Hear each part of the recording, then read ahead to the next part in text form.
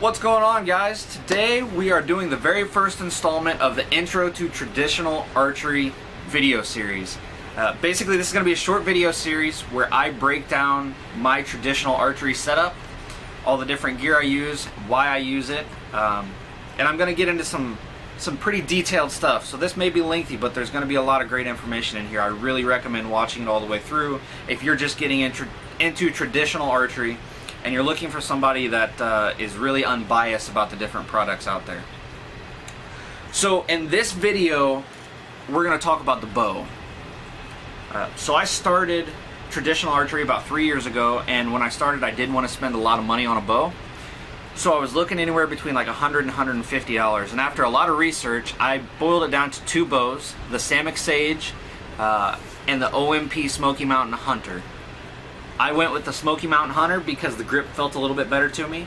I like that it's a takedown with these knurled grips that I can do with my fingers, not having to have any tools. Those were the two biggest things the two biggest reasons I went for it are right there. This is the first one I got my hands on. I had seen Samiks, I'd never shot a Samick, but I got to shoot this one and it went home with me. I think right around $130 is what I paid for this.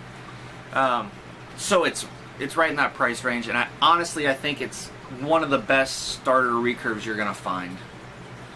Now, I bought a 50-pound bow to start, and that was a colossal mistake. Do not start with a 50-pound bow. I shot a compound at 70 pounds, I shot a compound at 80 pounds. I can draw those heavy weights. The difference is when you get that let off, you're only holding 8, 9, 10, 12, 14 pounds at full draw. With this, as you draw that bow, it's stacking up and you're holding all that weight the entire time. So, I would highly recommend you start out with a 40-pound bow. If you're shooting a 70-pound compound, start with a 40-pound bow. If you're shooting a 60-pound compound, maybe look at a 35. Some places 40 is the minimum weight you can use. Well, then I guess start with 40 and practice a lot and build those muscles. But I recommend 40 to start for sure. I wish I would have started with a 40. Matter of fact, it took me an entire year of shooting to get the muscle strength up where I could shoot and focus really on my form, which is what's most important with a traditional bow. So a quick bit of information on that. With a compound bow, sometimes you can get away with form flaws because of the equipment you have on the bow. So for example, a drop away rest will help cover up flaws. Longer, bigger fletchings will help cover up flaws. Things of that nature will help you if you're not exactly right. With a traditional bow, not so much the case. I've noticed that I can tell when I don't shoot right because that arrow doesn't fly properly or I don't hit where I'm aiming. So another big reason for that low weight is so you can really focus in on getting your form right. You can always grow and get bigger. Like these bows, I think you can get replacement limbs for 50 or 60 bucks, 70 bucks, something like that. So I could have started with 40 and then eventually bumped up to 50 or higher once I was comfortable with my form. So I recommend that's what you do. Get a 40, start there, get really good, shoot a lot, get your form really consistent, and then start bumping your weights up. Now that we've covered that, I want to cover one more little thing. This is 50 pounds at 28 inches of draw. As you draw further back, it's going to be heavier. Shorter draws are going to be less weight. So if I'm telling you to shoot 40 pounds, for example, and your draw length is, we'll say 25 inches, 26 inches, you're a short draw guy, you might want to start with a 50-pound bow because for every inch of draw length, you're losing 3 to 4 pounds approximately. I mean, it fluctuates, but right around in there. So for a 26-inch draw, you're losing 6 to 8 pounds. So a 50-pound bow would be good for you. Now, if you're a 30-inch draw, you could get away with a 35-pound bow to get you to that 40 mark because you're going to draw it past that 28-inch mark, and you're going to gain an extra 6 to 8 pounds. So take that into consideration when you're picking your bow. If you're a 28-inch draw like I am on a compound, I draw a recurve about to 27.5. So a 40-pound or a 45 even would have been great for me.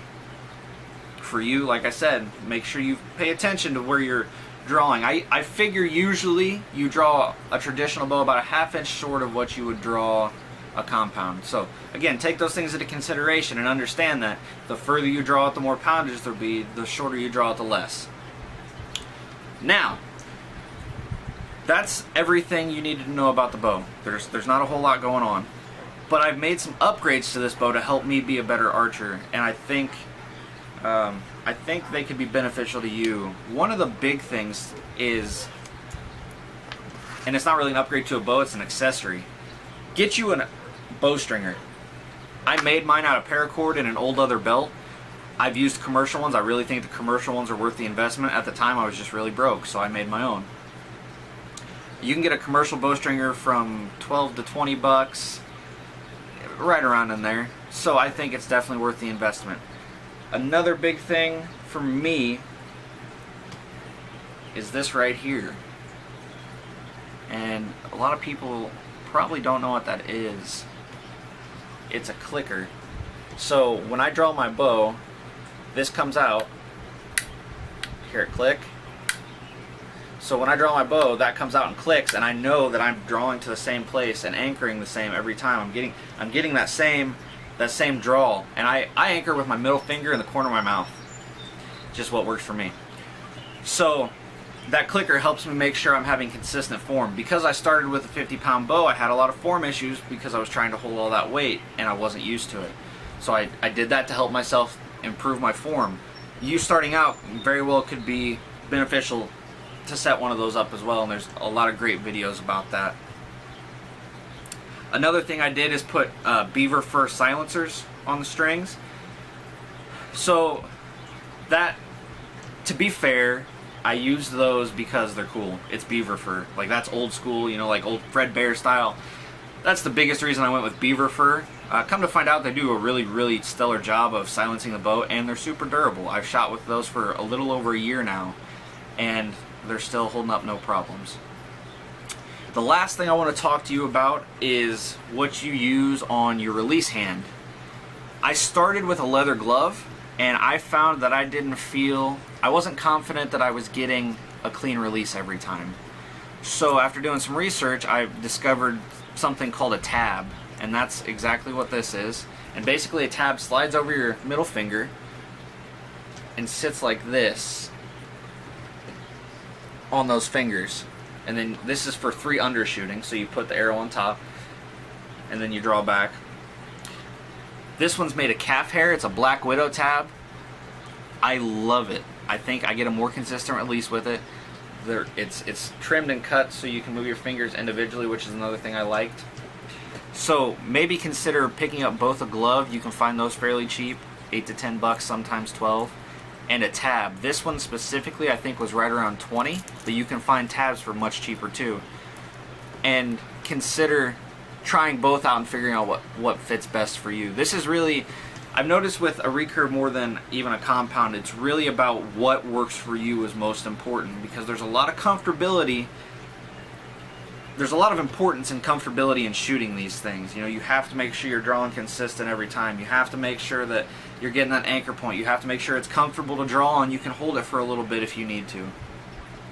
So, again, I encourage you to do a ton of trial and error with tabs and with, you know, split finger release, which basically means an arrow in between these 2 fingers, or 3 under, which is basically an arrow on top. For a quiver on this, I'm using an Old Bear. It's a quick detach quiver. It came on an old compound bow that my uncle passed down to me. I think it's a super cool quiver. It's the biggest reason I use it. I do eventually want to go to a slide-on style. It slides on the limbs, 2-piece, and the biggest reason why is weight. This is a little bit heavier than one of those 2-piece quivers would be, and again, there's like an authenticity thing about it.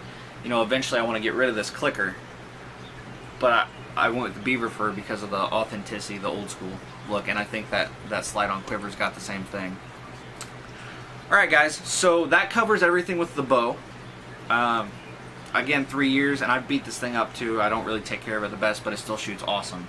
So what I'll do is I'll drop links to everything I mentioned in the description below. That way it's really easy for you guys to find the stuff, and you can shop around and find some of your own stuff.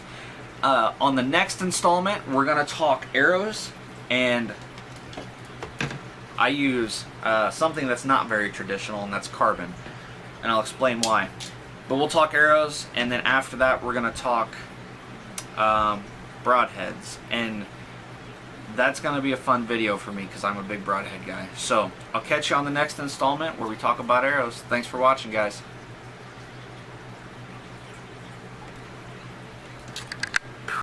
Hey, thanks for watching the Intro to Traditional Archery series. If you want to check out the other videos in the series, look right over here. If you want to check out some other cool content, look right over here. Don't forget to like, subscribe, comment, and ding that notification bell. Thanks, and we'll catch you on the next vid.